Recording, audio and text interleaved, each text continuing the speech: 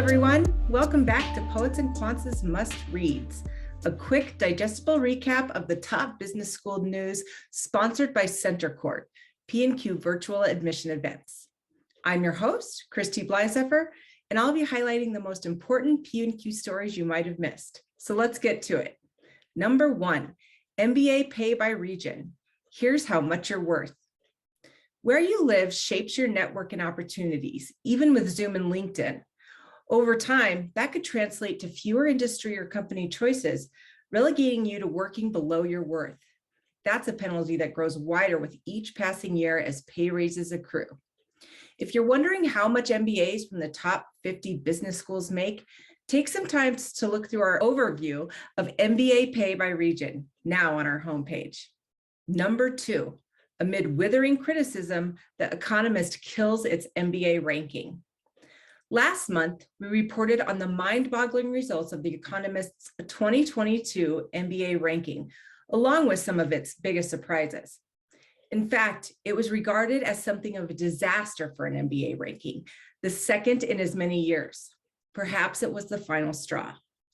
The Economist magazine has informed business schools participating in its 2022 Which MBA ranking that this year's will be the last.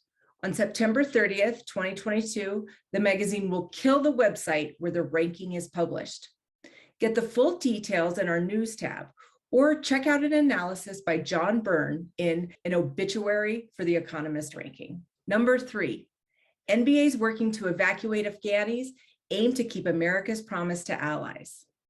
In this story, we talk with 6 MBAs from some of the top business schools working to evacuate thousands of Afghanis and Iraqis to safety.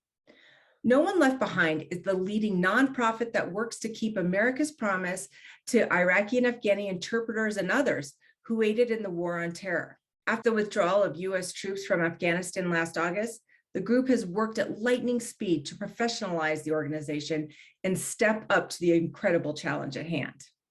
Quote, "A lot of veterans from a lot of business schools have worked with interpreters who are the primary beneficiaries of this program. Keeping our country's moral obligation to them, as well as the pragmatic impact it has on American foreign policy, I think is one of the defining issues from our generation of veterans," one of the MBAs tells us. You can read the inspiring story now on our homepage. Number 4, our weekly roundup of news you can use.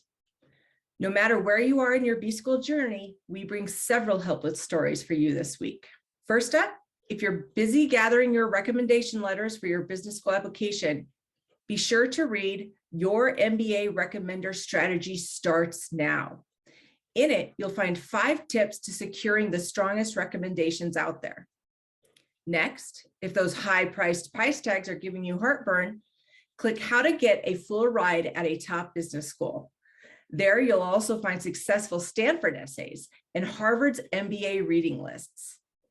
And finally, if you're still working furiously on your MBA essays, check out 2 essential stories from P&Q's editor-in-chief, John Byrne: MBA essays that worked at Harvard and Stanford, and What Matters and What Matters More, 50 successful essays. And that's it for this week's Must Reads recap. I also want to alert you to the school seekers out there to Center Court's upcoming MBA festival events. Our next series, the MBA in Your Career, is happening October 4th through 5th, and you can register for free on our events tab.